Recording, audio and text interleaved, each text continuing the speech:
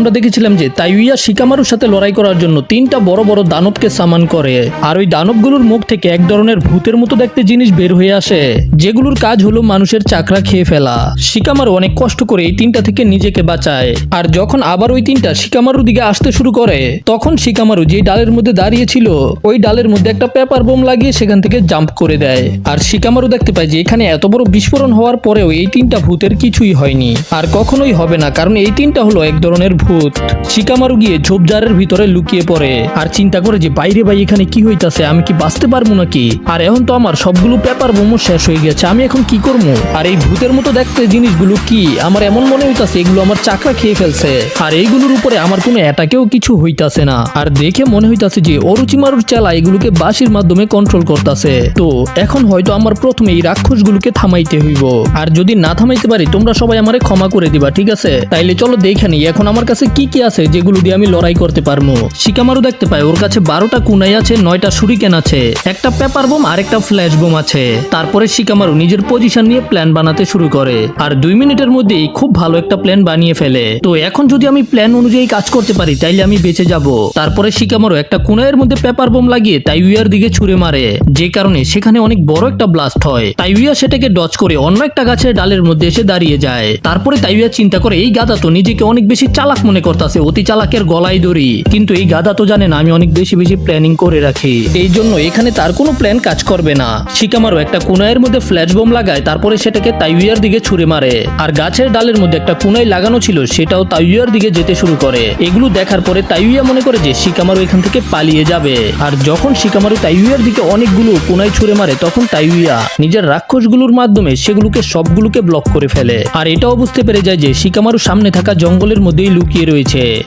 এই জন্য দেরি না করে এই রাক্ষসগুলোকে পাঠিয়ে দেয় শিকামারুর উপরে আক্রমণ করতে। তার মনে হয় যে শিকামারু এইবার আর কোনোভাবেই বাঁচতে পারবে না, কিন্তু শিকামারু তো এটাই চেয়েছিল যেন রাক্ষসগুলো শিকামারুর দিকে আসে, আর তখনই শিকামারু নিজের প্ল্যানকে একেবারে ফাইনাল করে। শিকামারু একটা কুনাইকে ফুল স্পিডে ছুঁড়ে মারে, আর গাছের মধ্যে শিকামারু প্রথমে যে ফ্ল্যাশ বোমটা মেরে রেখেছিল সেটা ঝুলে রয়েছিল, কুনাইটা গিয়ে ওই ফ্ল্যাশ বোমাটাকে কেটে দেয়, যে কারণে সেটা নিচে পড়ে তাইউয়ার সামনে ব্লাস্ট হয়ে যায়। ওই ফ্ল্যাশ বোমের কারণে চারদিকে অনেক বেশি আলো হয়ে যায়, আর শিকামারু ওই আলোর সাহায্য নেয়। আলোর কারণে ওই দানবগুলোর মধ্যে থেকে যে ছায়া বের হয় সেটার মাধ্যমে শিকামারু ওই 3টা দানবকেই নিজের কন্ট্রোলে নিয়ে নেয়। তো এখন বুঝতে পারতাছো যে শিকামারু কত বেশি জিনিয়াস। শিকামারু এখন যা করবে এই 3টা দানব তাই করবে, আর এগুলোর মাধ্যমে শিকামারু তাইউয়ার উপরে আক্রমণ করে দেয়, আর এই 3টা দানবও শিকামারুকে কপি করে তাইউয়ার উপরে আক্রমণ করতে যায়। আর তাইউয়া তো নিজের কাছে বাঁশি থাকার পরেও কিছুই করতে পারছিল না, যে কারণে তাইউয়া বাধ্য হয়ে ওই সামানিং জুৎসুকে ক্যান্সেল করে দেয়। এতে ওই 3টা দানব গায়েব হয়ে যায়। এরপরে সে তার কার্সমার্ককে 2য় লেভেলের মধ্যে নিয়ে যায়। এতে তাইউয়াকে দেখতে অনেক বেশি ভয়ানক লাগছিল, আর এইদিকে শিকামারুর কাছেও চাকরা অনেক কম ছিল। শিকামারু তো তাইউয়ার এই রূপকে দেখে একেবারে ভয় পেয়ে যায়। শিকামারু নিজের শ্যাডোকে পাঠায় তাইউয়াকে প্যারালাইজ করে দেওয়ার জন্য, কিন্তু তখন তাইউয়া অন্য ধরনের বাঁশি বাজাইতে শুরু করে দেয়, যেটা আসলে একটা জ্ঞানজুৎসু। আর ওই বাঁশির শব্দ শোনার পরেই শিকামারু অনেক ভয়ানক একটা বাঁশির শব্দের মধ্যে আটকা পড়ে যায়। পরে এমন মনে হইতাছিল যে শিকামারুর পুরো বডি একেবারে গলে যাইতাছে। শিকামারু ওই জ্ঞানজুৎসুর কারণে কষ্ট পেয়ে অনেক জোরে জোরে চিল্লাইতে শুরু করে, কিন্তু শিকামারু এই জ্ঞানজুৎসু থেকে বের হওয়ার জন্য নিজের একটা আঙুলকেই ভেঙে ফেলে। শিকামারু অনেক জোরে চিল্লায়, আর তাইউয়া তো শিকামারুর একেবারে সামনে চলে আসে, কিন্তু এই সুযোগে শিকামারু তাইউয়াকে নিজের শ্যাডো পজিশনিং জুৎসুর মধ্যে আটকে ফেলে। আর এইবার শিকামারু ছায়ার মাধ্যমে তাইউয়ার পুরো বডিকেও পেঁচায় রাখছিল। শিকামারু তাইউয়ার গলা টিপে মেরে ফেলার চেষ্টা করে। শিকামারুর এই নতুন জুৎসুর নাম হলো শ্যাডো স্ট্রেচিং জুৎসু, কিন্তু আমরা এটা জানি যে শিকামারুর চাকরা এখন আর বেশি নাই, কিন্তু তাইউয়া কার্সমার্কের সেকেন্ড স্টেজে আছে, মানে চাকরা আর চাকরা। আর এই কারণে শিকামারুর শ্যাডো পজিশনিং জুৎসু ধীরে ধীরে দুর্বল হতে শুরু করে। তারপরের সিনে আমাদের কিবা আর আকামারুকে দেখানো হয়। কিবা আকামারুকে নিয়ে লুকিয়ে লুকিয়ে অনেক দূরে চলে আইছে। কিবা কিছু পাতালতাকে পিষে সেটার মেডিসিনকে আকামারুর শরীরের মধ্যে লাগিয়ে দেয়। তারপরে কিবা ওই মেডিসিনটাকে নিজের পেটের মধ্যেও লাগায়, আর তখনই হঠাৎ করে কিবা 3টা লোকের গ্রান পায়, যারা জঙ্গলের ভিতর দিয়ে তাদের দিকেই আসছিল। কিবা বলে যে এরা 3জন তো আমাদের বন্ধু না, এরা তো আমাদের পুরনো শত্রু। পুত্র। কিবা কোনোভাবেই বুঝতে পারতাছিল না যে ওরা এখানে কেন আইছে। আর ওই তিনটা লোককে তাদের সম্পর্কে আমরা একটু পরেই জানতে পারবো। তারপরে সিন শিফট হয় নারুতো ভার্সেস কিমিমারুর ফাইটের মধ্যে। কিমিমারু তো নিজের হাড্ডির তলোয়ারের মাধ্যমে নারুতোর সবগুলো ক্লোনকে গায়েব করে দিছে। নারুতো তো বুঝতেই পারছিল না এখানে কি হয়েছে। এখানে নারুতোর 1000-এর থেকেও বেশি ক্লোন ছিল, কিন্তু কিমিমারু সবগুলোকে ধ্বংস করে দিছে। আর তখনই আমরা দেখতে পাই যে ডিব্বার ভিতরে সাসকেকে রাখা হয়েছে সেটার ভিতর থেকে ধোঁয়া বের হতে শুরু করে। আর ফাইনালি ওই ডাব্বাটা একটা বিস্ফোরণের সাথে ফেটে যায়। নারুতো তো এটা দেখার পরে অনেক বেশি অবাক হয়ে যায়। আর ধোঁয়া সরার পরে আমরা দেখতে পাই যে সাসকে সেটা থেকে বের হয়ে চলে এসেছে। সাসকের চুলগুলো অনেক বেশি বড় হয়ে গেছে আর সাসকের পুরো শরীর কালো। আর কয়েক সেকেন্ডের মধ্যেই সাসকে আবারও নরমাল হয়ে যায়। তখন নারুতো মনে করে যে এটা হয়তো সাসকে না, কিন্তু নারুতো সেটাকে ভুলে গিয়ে এক মুহূর্তের জন্য হাসি দেয়। নারুতো চিল্লায় বলে যে ওই সাসকে, তুই ওরোচিমারুর চেলাদের সাথে কি করতাছস? চল বন্ধু, সময় হয়ে গেছে, আবার গ্রামে ফিরা যাই। চল দুইজনে গিয়ে কাস্টম খেলবো নে, তাড়াতাড়ি আয়, সবাই তোমার জন্য অপেক্ষা করতেছে, চলো সাসকে। কিন্তু নারুতোর এই কথাগুলো শোনার পরেও সাসকে কোনো জবাব দেয় না। সাসকে তো অনেক জোরে জোরে হাসতে শুরু করে দেয়। আর সাসকের হাসি শোনার পরে নারুতো একেবারে কেঁপে ওঠে। নারুতো বলে যে সাসকে, তোর কি হইছে? আমি তোরে আমার সাথে আইতে কইতাছি, তুই কি শুনতে পাইতাছস না? কিন্তু নারুতোর এটা বলার পরেও সাসকে কোনো জবাব দেয় না। সাসকে সরাসরি ওরোচিমারুর হাইড আউটের দিকে যেতে শুরু করে দেয়। নারুতো সাসকেকে থামাতে যেতে চায়, কিন্তু তখনই নারুতোর পিছনে কিমিমারু চলে আসে। কিমিমারু নিজের তলোয়ার দিয়ে নারুতোর উপরে আক্রমণ করে। আর নারুতো এইরকম অবস্থায় ছিল যে কিমিমারুর এই অ্যাটাকটাকে নারুতো কোনোভাবেই ডজ করতে পারবে না। কিন্তু তখনই সেখানে চলে আসে আমাদের সবার প্রিয় রকলি। ভাই রকলি ঠিক হয়ে গেছে। রকলি আসার সাথে সাথে কিমিমারুকে একটা কিক করে দূরে পাঠিয়ে দেয়। কিমিমারু বলে কে তুমি? আর রকলি বলে যে আমি হলাম লিভ ভিলেজের সবচেয়ে হ্যান্ডসাম ডেভিল রকলি। নারুতো বলে যে রকলি, তুমি এখানে কি করতেছো? তোমার তো কিছুদিন আগেই অপারেশন হয়েছে না, তাই না? রকলি বলে যে নারুতো, আমার চিন্তা করার দরকার নাই, গিয়ে সাসকেকে ধরো, সাকুরাকে যে প্রমিস করেছো সেটাকে পূরণ করো, আমি এই লোকটাকে থামাইতাছি। রকলি নারুতোকে গুড লাক বলে আর নারুতো রকলির উপরে পুরো বিশ্বাস করে। তারপরেই নারুতো সাসকের পিছনে যেতে শুরু করে দেয়, কিন্তু কিমিমারু তো কোনোভাবেই নারুতোকে যেতে দিতে চায় না। আবারও নারুতোর পিছনে চলে আসে নিজের হাড্ডি দিয়ে নারুতোর উপরে আক্রমণ করার জন্য। কিন্তু তোমরা কি ভুলে গেছো সেখানে রকলি আছে? রকলি সেখানে একেবারে স্টাইলিশ হিরোর মতো এসে নারুতোকে বাঁচায়। নিজের দুই হাত দিয়ে কিমিমারুর তলোয়ারকে ধরে ফেলে। তারপরেই রকলি আর কিমিমারুর মধ্যে একটা লড়াই শুরু হয়ে যায়।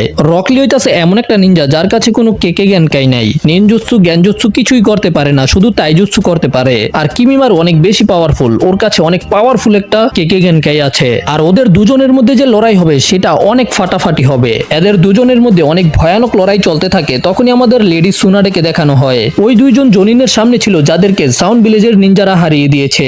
লেডি সুনাডে তাদের কাছ থেকে সবকিছু জানতে চায়। ওরা বলে যে আমরা তো মিশন শেষ করে ফিরে আইতাছিলাম, এই জন্য আমরা ক্লান্ত ছিলাম, আমাদের কাছে চাকরা কম ছিল, কিন্তু তারপরে ওই সাউন্ড নিনজাদের জুৎসু অনেক বেশি আজব, আমরা কিছুই বুঝতে পারি নাই তারা কোন ধরনের নিনজুৎসুর ব্যবহার করছে। তখনই সেখানে গাইসেন্সে চলে আসে।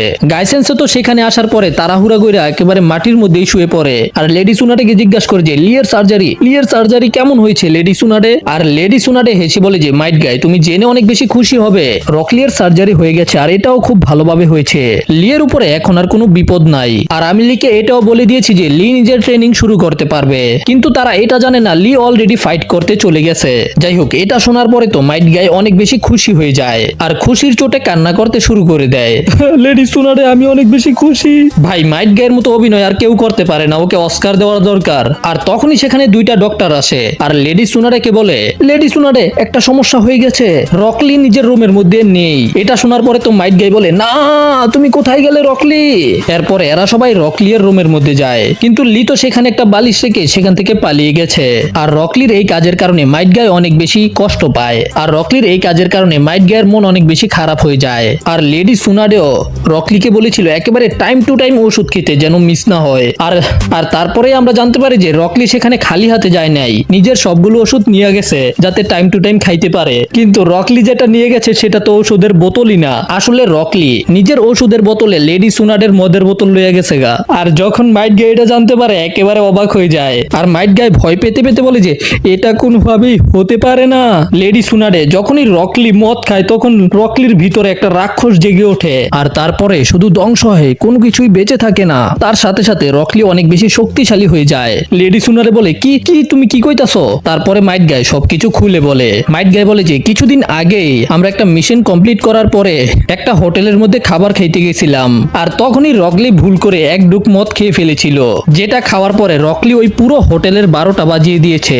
গাইসেন্সে আর নেজি দুইজনে মিললেও রকলিকে থামাইতে পারতাছিল না। এদিকে আমরা দেখতে পাই যে রকলি তো কিমিমারুর সাথে খুব ভালোভাবে ফাইট করতাছিল, মানে কিমিমারু কোনো সুযোগই পাইতাছিল না রকলির উপরে আক্রমণ করার। কিন্তু তারপরেও কিমিমারু লিয়ের থেকে বয়সে অনেক বড়, তার সাথে সাথে শক্তিশালীও বেশি। লি বলে যে ওকে তুমি অনেক বেশি ফ্লেক্সিবল আর তোমার লড়াই করার টেকনিক অনেক বেশি ইউনিক। কিমিমারু বলে প্রশংসা করার জন্য ধন্যবাদ, আর তুমিও খুব ভালো লড়াই করতে পারো। আর তখনই লি কিমিমারুর উপরে একটা ঘুষি দিতে যায়, কিন্তু কিমিমারু সেটাকে ডচ করে যখন লিয়ের উপরে আক্রমণ করবে তার আগেই রকলি কিমিমারুকে থামিয়ে দেয়। থামো। রকলি বলে যে প্লিজ একবার থামেন, আমাকে ক্ষমা করবেন, কিন্তু এখন আমার ওষুধ খাওয়ার সময়। 1 সেকেন্ডের মধ্যে আমি ওষুধ খেয়ে আবার আপনার সাথে লড়াই করব, ঠিক আছে? আর কিমিমারু তো ভাই অনেক ভালো মানুষ, এই জন্য রকলির কথায় রাজি হয়ে যায়। দেখা মনে হইতাছে যে অরুচিমারু বেচারাকে ব্রেন ওয়াশ করে রাখছে, তারপরেও বেচারা খুবই ভালো। সে তো রকলির উপরে আক্রমণ না করে সাইটে গিয়ে অপেক্ষা করতে শুরু করে। রকলি বলে যে সময় হয়ে গেছে ঔষধ খাওয়ার, আর রকলি নিজের পকেট থেকে ঔষধ নামের মদের বোতল বের করে আর গট গট করে খেয়ে ফেলে। রকলি বলে যে আমি তো ঔষধ খাইতে একেবারে পছন্দ করি না, কিন্তু এটার স্বাদটা অন্যরকম ছিল, আমার তো ভালো লাগছে, মনে হয় যে আমার এটাকে আরো বেশি বেশি করে খাওয়া উচিত। আর এটা বলার পরে রকলি পুরো বোতলই খেয়ে ফেলে। ভাই সাহেব পুরো 1 বোতল মদ খাইয়া ফেলছে। আর তারপরেই রকলির শরীরের মধ্যে নেশা শুরু হয়ে যায়, ওর হাত পা তো এদিকে ওদিকে কাঁপাকাঁপি করতে শুরু করে দেয়। কিমিমারু এটা দেখার পরে চিন্তা করে ওর কি হইলো, ওষুধ খাইয়ে আবার কেউ এমন করে নাকি, এটা কি ওর কোনো চাল নাকি? আর তখনই রকলি পুরো জোশে একটা পোজ নেয় আর বলে যে কে রে বেটা তুই, জানোস আমি কে? আমি হইলাম প্রেসিডেন্ট, আর আজকে আমি তোকে ছাড়বো না, আয়না ঘরের মধ্যে বন্দি করে রাখবো। আর যেমন গাইসেন্সে বলেছিল মদ খাওয়ার পরে রকলির ভিতর থেকে মনস্টার বেরিয়ে আসে, আর তখনই রকলি একেবারে ফুল স্পিডে কিমিমারুর দিকে যেতে শুরু করে। আর তারপরেই এদের দুজনের মধ্যে আবারও ফাইট শুরু হয়ে যায়। আর এইবার রকলির স্পিড আগে থেকেও 4 গুণ বেশি বেড়ে গেছে। কিমিমারু তারপরেও কোনোভাবে রকলির অ্যাটাক গুলোকে ডচ করতে পারছিল, কিন্তু আক্রমণ করার সুযোগ পাইতেছিল না। এই জন্য কিমিমারু লাফ দিয়ে রকলি থেকে একটু দূরে চলে আসে আর চিন্তা করে যে এখন সে যে ওষুধ খেয়েছে সেটার মধ্যে কি কিছু ছিল, তার শক্তি এবং স্পিড আগে থেকে অনেক বেশি বেড়ে গেছে।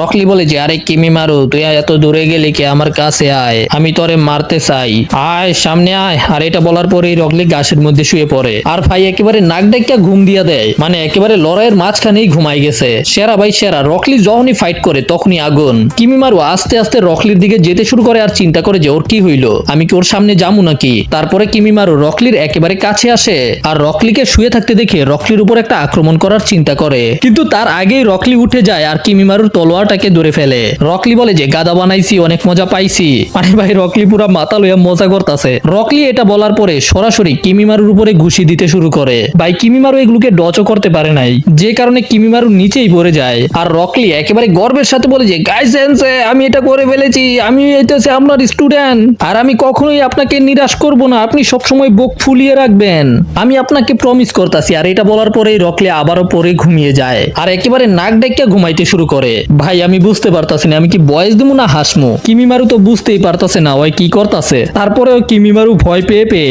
রকলির কাছে যায় আর রকলি আবারও কিমিমারুর উপরে আক্রমণ করে দেয়, কিন্তু তারপরেই রকলি আবারও মাটি দেবো সে চিন্তা করতে শুরু করে দেয়। কিমিমারু দেখতে পায় যে ওর পাশেই রকলির বোতলটা পইরা রইছে, যেটা থেকে রকলি একটু আগেই ওষুধ খাইছে আর কি। আর কিমিমারু সেটার গ্রান নেওয়ার সাথে সাথেই বুঝতে পেরে যায় ভাই খাইছে, এটা তো ওষুধ না, এটা তো মদ, হয়তো মদ খাইয়া ফেলছে। কিমিমারু বলে যে হয়তো এখন মাতাল, আমি ওকে মেরে ফেললে ওই জানতেও পারবো না। এরপরে এদের দুজনের মধ্যে আবারও লড়াই শুরু হয়ে যায়। কিমিমারু লাগাতার রকলির উপরে আক্রমণ করার চেষ্টা করে, কিন্তু কিমিমারু কোনোভাবে রকলিকে স্পর্শও করতে পারে না। এরপরেই রকলি নিজের মার্শাল আর্টের মাধ্যমে কিমিমারুর উপরে আক্রমণ করতে শুরু করে। বেচারা কিমিমারু রকলির আক্রমণকে ডচও করতে পারে না। আর তখনই কিমিমারু ওই কার্স মার্ককে অ্যাক্টিভ করে ফেলে, আর তখন কিমিমারুর হাত থেকে ধারালো হাড্ডি বের হতে শুরু করে দেয়। আর রকলিকে বলে যে তোর জ্ঞান ফিরিয়ে আনার সময় হয়ে গেছে, কিন্তু রকলি বলে যে আমি মাতাল না, আমি মাতাল না। আর এটা বলেই রকলি আবারও কিমিমারুর উপরে হঠাৎ করে আক্রমণ করে দেয়। লিতো ভাই হাসতাছে, লিটারালি হাসতাছে খালি, কিন্তু তখনই হঠাৎ করে কিমিমারুর পেট থেকে অনেকগুলো ধারালো হাড্ডি বের হয়ে আসে, আর সেগুলো থেকে একটাই লিয়ের গালের মধ্যে লেগে যায়। আর এটাকে ডচ করার চক্করে লি গইরাইতে গইরাইতে একেবারে দূরে গিয়ে পড়ে। লিয়ের চেহারা থেকে রক্ত বের হতে শুরু করে, আর এর সাথেই লিয়ের জ্ঞানও ফিরে আসতে শুরু করে। আর হঠাৎ করে রকলি কিমিমারুকে এইভাবে দেখে ভয় পেয়ে যায়। কিমিমারু বলে যে তো শেষ পর্যন্ত তোমার জ্ঞান ফিরে আইছে। রকলি বলে যে এটা তোমার কি হইছে? তবে কিমিমারু বলে হ্যাঁ এটাই হলো আমার আসল পাওয়ার, এটা হলো আমার কেকে গেনকাই। মানুষদের শরীরের মধ্যে 206টা হাড্ডি থাকে নাকি 260টা মনে নাই তো, কিন্তু আমার ভিতরে 300টার থেকেও বেশি আছে। তখন রকলি বলে তাহলে এগুলো হলো হাড্ডি, তাহলে এগুলোকে ভেঙে ফেলাই হলো আমার স্পেশালিটি। রকলি আবারও কিমিমারুর উপরে আক্রমণ করে, কিন্তু এইবার কিমিমারু কিমিমারু নিজের পুরো বডি থেকে হাড্ডি বের করতে শুরু করে, আর এইভাবে কিমিমারু রকলিকেও আহত করে দেয়। তারপরে রকলি নিচে পড়ে অজ্ঞান হয়ে যায়। অন্যদিকে শিকামারু এখনো নিজের শ্যাডো পজিশনিং জুৎসুর মাধ্যমে তাইউয়ার গলা টিপার চেষ্টা করতেছে, কিন্তু চাকরা কম হওয়ার কারণে শিকামারুর শ্যাডো ধীরে ধীরে ছোট হয়ে যাচ্ছিল। এই জন্য শিকামারু অনেক চিন্তা করে যে এখন আমার কি করার দরকার, আর এরপরেই শিকামারুর জুৎসু একেবারে শেষ হয়ে যায়। তাইউয়া তো মুক্ত হয়ে যায়। তারপরেই আমাদের কিবাকেও দেখানো হয়। কিবা তো অনেক বেশি আহত, যে কারণে কিবা অনেক তাড়াতাড়ি দূরে পালাইতে পারতাছিল না। আর ঠিক তখনই উকন কিবার সামনে চলে আসে। আর এখন রকলি, কিবা আর শিকামারু ওরা তিনজনেই অনেক বড় বিপদে রয়েছে। ওদেরকে বাঁচাইবো কে? আর এদের তিনজনের শত্রু একসাথে এদের তিনজনের উপরে আক্রমণ করে দেয়। কিবা আর শিকামারু তো বীরপুরুষের মতো নিজেদের মৃত্যুকে মেনে নেয় আর মরার অপেক্ষা করতে শুরু করে। কিমিমারু নিজের ধারালো হাড্ডি দিয়ে রকলির উপরে আক্রমণ করতে যায়, কিন্তু তার আগেই গারা সেখানে চলে আসে আর নিজের স্যান্ডের মাধ্যমে কিমিমারুর হাড্ডিকে থামিয়ে দেয়। মানে গারা কিমিমারুর হাত থেকে রকলিকে বাঁচিয়ে ফেলে। গারা রকলিকে একেবারে নিজের কাছে নিয়ে আসে। ভাই গারা তো ভালো হয়ে গেছে। আর অন্যদিকে যখন উকনও কিবাকে মারতে যাইতেছিল, তখনই উকনের মাঝখানে একটা পাপেট চলে আসে, যেটা তার আক্রমণকে থামিয়ে দেয়। আর অন্যদিকে তাইউয়া ও শিকামারুর উপরে আক্রমণ করার আগেই একটা বাতাসে একেবারে উড়ে যায়। তোমরা তো এতে বুঝতেই পারতাছো এরা কারা হতে পারে। টেমারি, কনকরো এবং গারা ওদেরকে বাঁচাইতে চলে আইছে। ওরা তিনজনে শিকামারু, লি এবং কিবার জান বাঁচিয়ে ফেলে। তো বন্ধুরা, যেমন আমরা আগের পার্টের শেষ দেখেছিলাম যে রকলি, কিবা এবং শিকামারুকে বাঁচানোর জন্য সেখানে চলে আসে স্যান ভিলেজের টামারি, কনকরো এবং গারা। তারা তিনজনেই একেবারে শেষ মুহূর্তে এসে ওদের তিনজনকে ভয়ানক অ্যাটাক থেকে বাঁচিয়ে ফেলে। আর এইবার ওরা তিনজনে শত্রু না বন্ধু হইয়া ওদেরকে বাঁচাইতে আইছে। আর রকলি গারাকে দেখার পরে বলে যে কি আমি কি বেঁচে আছি নাকি স্বপ্ন দেখতাছি? আর কিমিমারু নিজের হাতের আঙ্গুলের হাড্ডিগুলোকে বুলেটের মতো গারার দিকে ফায়ার করে। 10টা হাড্ডি অনেক স্পিডে গারার দিকে যেতে শুরু করে দেয়, কিন্তু গারা নিজের সামনে স্যান্ডগুলোকে একটা শিল্ডের মতো ব্যবহার করে কিমিমারুর হাড্ডির বুলেটগুলোকে থামিয়ে দেয়। গারা রকলিকে বলে যে তোমার কি হইছে? তোমাকে দেখতে তো অনেক দুর্বল লাগতাছে। তুমি কি আসলে ওই রকলি যে আমার সাথে ফাইট করছিল? আগে তো তুমি অনেক বেশি শক্তিশালী আর ফাস্ট ছিলে, তো এখন তোমার কি হয়েছে? রকলি বলে যে হ তোমার কারণে আমার এই অবস্থা। তুমি কি ভুলে গেছো নাকি? তোমার কারণে তো আমার ক্যারিয়ার একেবারে শেষ হয়ে গেছিল। গারা বলে যে ও এই ব্যাপার নাকি, সরি। লি জিজ্ঞাসা করে গারা তুমি এখানে কেন আইছো? ও এর আগে যা হয়েছিল তারপরে আমরা লিভ ভিলেজের সামনে সারেন্ডার করে দিয়েছি, আর এখন লিভ ভিলেজ এবং স্যান ভিলেজের বন্ধুত্ব হয়ে গেছে। এই জন্য আমি এখানে আমার বন্ধুদেরকে বাঁচাইতে এসেছি। তো যদি তুমি ফ্রি ফায়ার খেলো, আমরা দুইজনে একসাথে ফ্রি ফায়ার খেলতে পারবো। তোমার ফ্রি ফায়ারের আইডি এবং নাম কমেন্টে বইলে যাইও। আমি এখানে সাহায্য করতে আইছি আমার প্রথম বন্ধু নারুতো উজুমাকিকে। আর রকলি তুমিও এখন থেকে আমার বন্ধু। তখন আমাদের দেখানো হয় যে শিকামারুকে বাঁচাইতে গেছে আসলে টামারি। শিকামারু বলে যে আমি তো এটা শুনেছি তোমরা গাদ্দারেরা লিভ ভিলেজের কাছে সারেন্ডার করে দিয়েছো, কিন্তু এত তাড়াতাড়ি দল চেঞ্জ করে ফেলবে এটা আমি চিন্তা করি নাই। এতে টেমারি বিরক্ত হয়ে বলে যে আমরা মজা করার জন্য তোমাদের লিভ ভিলেজের মধ্যে আক্রমণ করি নাই, বুঝতে পারছো? আর কিছু না, আমরা তো শুধু অর্ডার পালন করতেছিলাম, যেমন এই মিশনের জন্য করতাছি। তখন শিকামারু চিন্তা করে বুঝতে পেরেছি ফিফথ হোকাগে এদেরকে পাঠিয়েছে, একেবারে পারফেক্ট টাইমিং। কিন্তু ভাই নেজি আর চোজির সময় তো কেউ আসে নাই। তখন টেমারি শিকামারুকে খোঁচা মেরে বলে তোমাকে দেখা তো আগের থেকেও বেশি গাদা মনে হইতাছে। তুমি তো সব সময় হার মেনে নাও, কিন্তু চিন্তা কইরো না আমি কখনোই হার মানি না। এতে শিকামারু বলে যে আমি এখন পর্যন্ত হার মানি নাই, আর একজন আসল পুরুষ কখনোই মহিলাদেরকে দিয়ে ফাইট করায় না। টেমারি বলে যে হ্যাঁ বুঝতে পারছি, তোমার মাথার মধ্যে অনেক বেশি বুদ্ধি থাকার পরেও তুমি বড় গাদা। তারপরে টেমারি নিজের পাংখা বের করে রেডি হয়ে যায় লড়াই করার জন্য। আর তাইউয়া তো এটা দেখার পরে একেবারে রেগে মেগে ফায়ার। তো এইবার তুমি তাদের পক্ষ থেকে লড়াই করবে। তারপরে তাইউয়া আবারও নিজের বাঁশি বাজাইতে শুরু করে। শিকামারু বলে ওই বাঁশি বাজায় গেনজুৎসু করে গেনজুৎসু। আর তখনই টেমারি নিজের ফ্যান দিয়ে বাতাস করতে শুরু করে দেয়। আর এইবার টেমারি একটা নতুন টেকনিক শিখাইছে। টেমারির বাতাস এইবার একেবারে সবকিছুকে কেটে ফেলে, যে কারণে তাইউয়ার বাঁশিটাও কেটে যায়। শিকামারু চিন্তা করে ওর পাংখা তো আগে থেকে বেশি শক্তিশালী হয়ে গেছে, বাঁশির শব্দকেই উড়াই ফেলাইছে। আমি তো এখন ওর ফ্যানের ফ্যান হয়ে গেছি। সিন শিফট হয়, আমাদের দেখানো হয় কিবাকে। উকন কিবার উপরে আক্রমণ করতে আইছিল, কিন্তু কনকরো কিবাকে বাঁচিয়ে ফেলে। আর কনকরো নিজের পাপেট দিয়ে উকনের উপরে আক্রমণ করে দেয়। কিবা জিজ্ঞাসা করে তোমরা তো তিনজন ছিলে, তাহলে আর দুইজন কই? তারা দুজনে বাকি দুজনকে বাঁচাইতে গেছে, কারণ হইতাছে তোমরা দুর্বল লড়াই করতে পারো না। কিবা বলে যে দুর্বল, তুমি এই শত্রুদেরকে হালকা মনে কইরো না, তাইলে তোমার পিছনে একেবারে লাল করে দিবে। তখন হঠাৎ করে কিবা একটা গন্ধ পায়। কিবা চিল্লায় বলে তোমার পিছনে। আমরা দেখতে পাই যে সাকন কনকরের উপরে আক্রমণ করতে আইতাছিল, তবে কনকর কোনোভাবে সাকনের অ্যাটাককে ব্লক করে ফেলে। কি করবো, আমি তো ঠিকভাবে নড়তেই পারতাছি না। এদিকে অ্যাটাককে ব্লক করার পরেও সাকন কনকরের মাথায় ধরে ফেলে। কিবা কনকরকে সাবধান সাবধান করে ওই তোমার বডির ভিতরে ঢুকে তোমার বডিতে কন্ট্রোল করার চেষ্টা করবে। এটা শুনে উকন বলে অনেক দেরি হয়ে গেছে, আমি তো এখন ঢুকে যাব। কিন্তু তারপরে উকন একেবারে অবাক হয়ে যায়, আসলে এটা তো আসল কনকরো না, এটা হইতাছে একটা পাপেট যেটার পিছনে আসলে কনকরো লুকিয়ে থাকে। কনকরো বেরিয়ে আসে আর বলে যে তোমার জুৎসু পাপেটের উপরে কাজ করবে না। তারপরে কনকরোর পাপেট থেকে অনেকগুলো ব্লেড বেরিয়ে আসে যেগুলো ওকনকে জড়িয়ে ধরে, এতে ওকনের গুত্তি লাল হয়ে যায়। তারপরে কিবা সাকনের উপরে আক্রমণ করে আর সাকন কোনোভাবে ওকনের কাছে এসে ওকনকে আবারও নিজের বডির ভিতরে নিয়ে নেয়। ওকন বলে যে অনেক ব্যথা হইতাছে ভাই, আমারে বিশ্রাম করতে দে। আর তারপরে ওকন ঘুমিয়ে পড়ে। এখন সাকনকেই একাই কনকরোর সাথে লড়াই করতে হবে। সাকন বলে যে তুমি তো অনেক শক্তিশালী, কিন্তু আমিও কিন্তু দুর্বল না, আমার বেশিক্ষণ সময় লাগতো না ওকে হারাইতে। কনকরো তখন নিজের পাপেট দিয়ে সাকনের উপরে আক্রমণ করে, তবে সাকন তো কনকরোর সবগুলো অ্যাটাককে ডজ করতে থাকে। এই জন্য কনকরোর আরেকটা পাপেটের পেট খুলে যায় আর সেটা সাকনকে গপাত করে গিলে ফেলে, মানে সাকনকে ভিতরে বন্দি করে ফেলে। আর সাকন তো কোনোভাবেই সেটা থেকে বের হয়ে আসতে পারতাছিল না। আর কনকরোর কাছে যে অন্য আরেকটা পাপেট রয়েছে সেটা টুকরা টুকরা হয়ে বাগ হয়ে যায় আর সবগুলো টুকরা থেকে অনেকগুলো ধারালো অস্ত্র বের হয়ে আসে আর সেগুলো সরাসরি ওই পাপেটের ভিতরে ঢুকে যায় যেটার ভিতরে সাকনকে বন্দি করে রাখা হয়েছে। আর সাকন এমন জোরে চিল্লান দেয় ধরে নাও যে সাকনের কাম তামাম। কিবা তো এটা দেখার পরে অনেক বেশি অবাক। সিন শিফট হয় আর শিকামারু বলে যে ওই সাতচুন্নি হয়তো আশেপাশেই লুকাই রয়েছে। তামারি বলে অথবা ভয়ে পালিয়ে গেছে।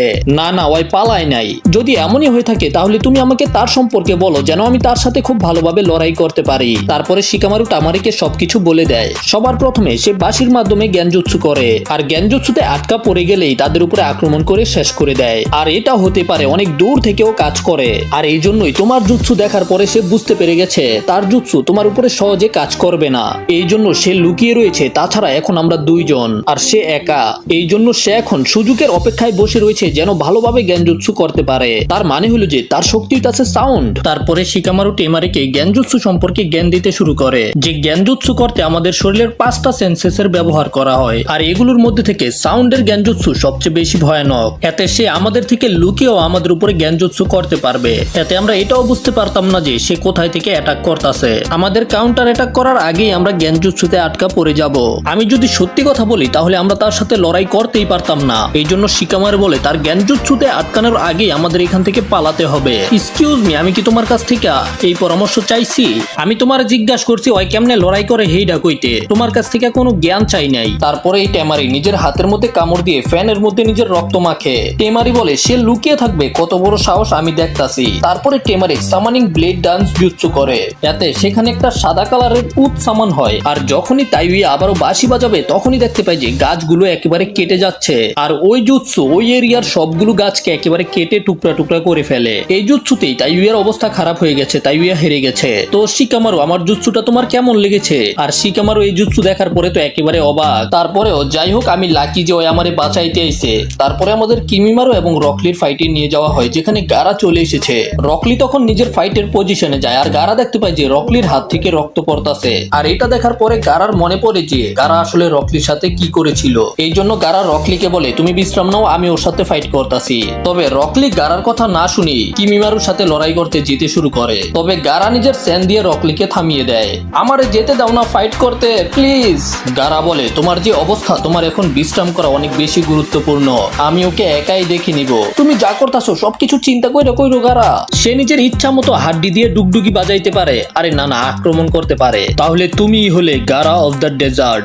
তুমি স্যান্ডকে কন্ট্রোল করো, এই জন্য তোমাকে এই নাম দেওয়া হয়েছে।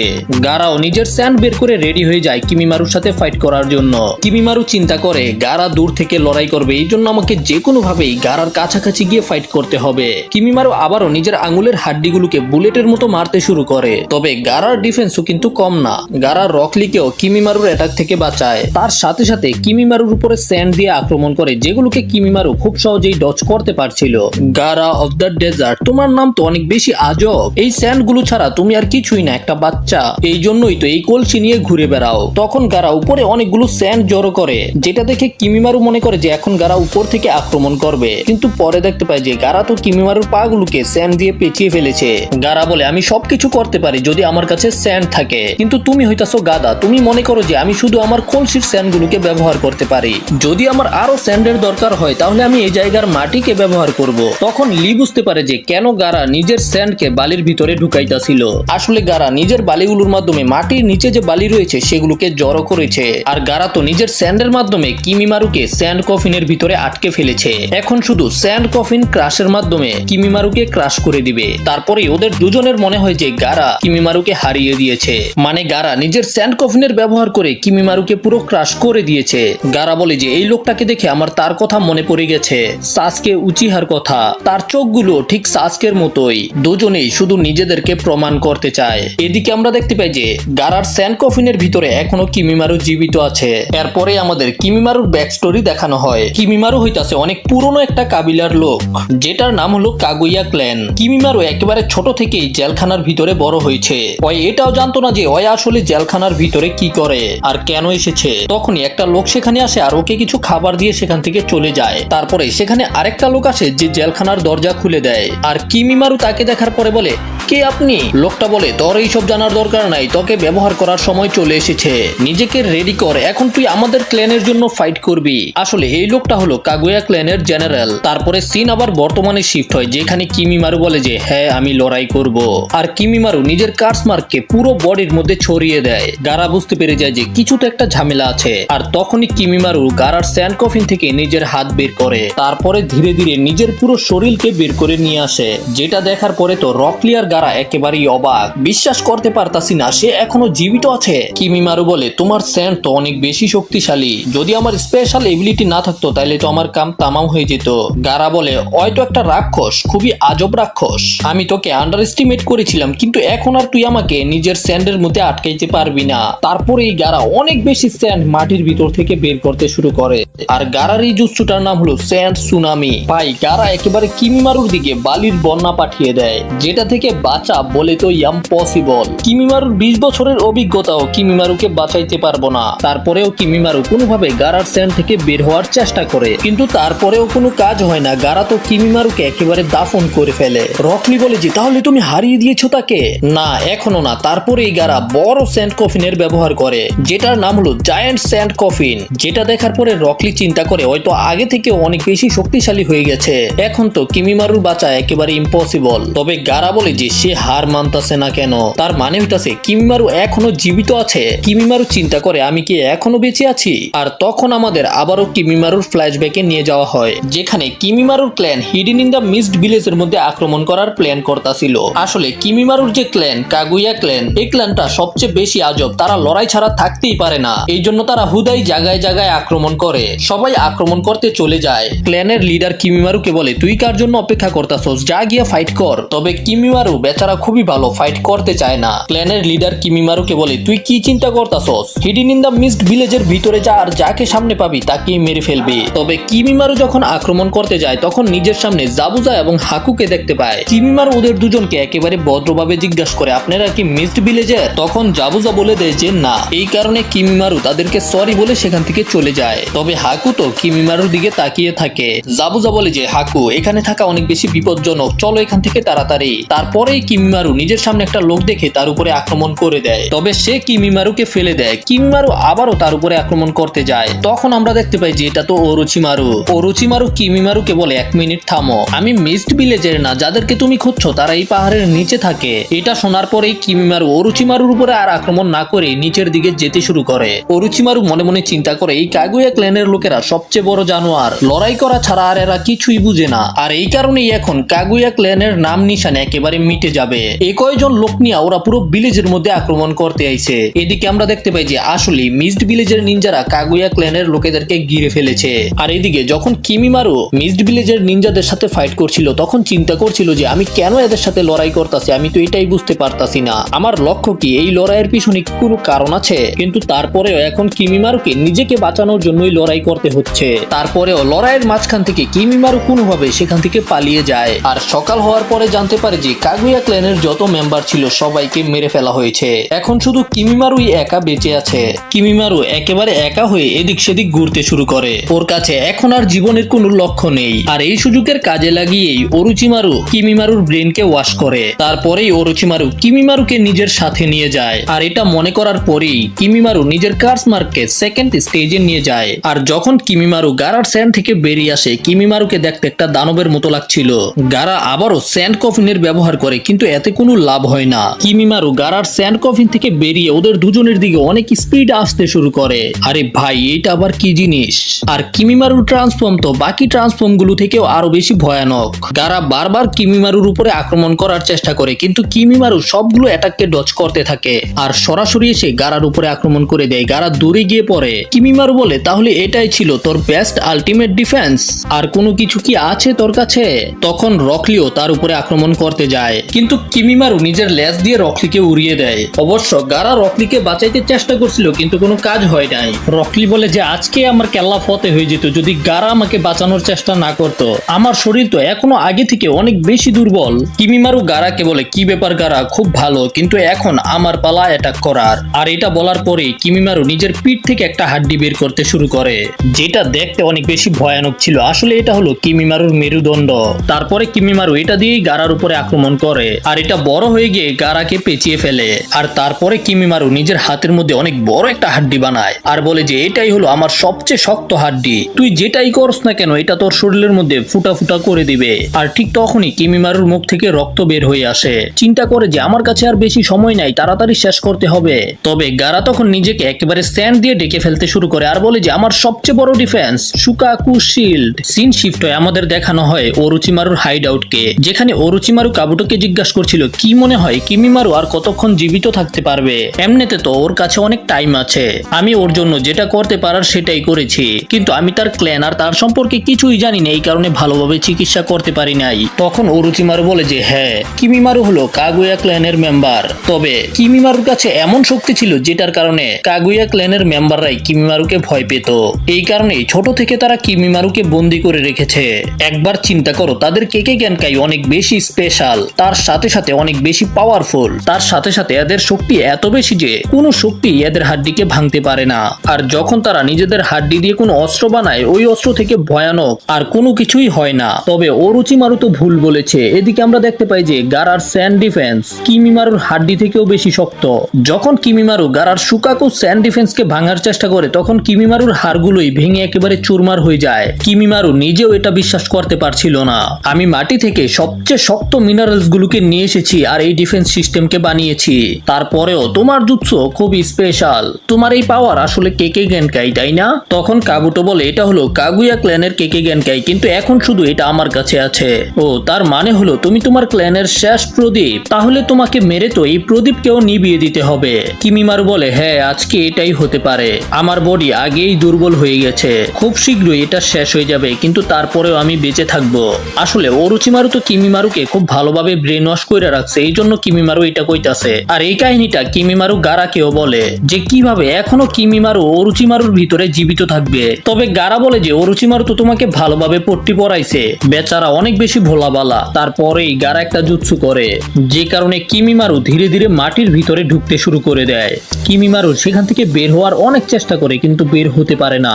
গারা বলে যে আমি তোমাকে মাটির এত গভীরে ঢুকিয়ে দিব যে মাটির ওজনে তুমি তোমার বডির একটা মাংসপেশিও নড়াইতে পারবা না। তারপরে এই গারা কিমিমারুকে একেবারে মাটির ভিতরে ঢুকিয়ে ফেলে।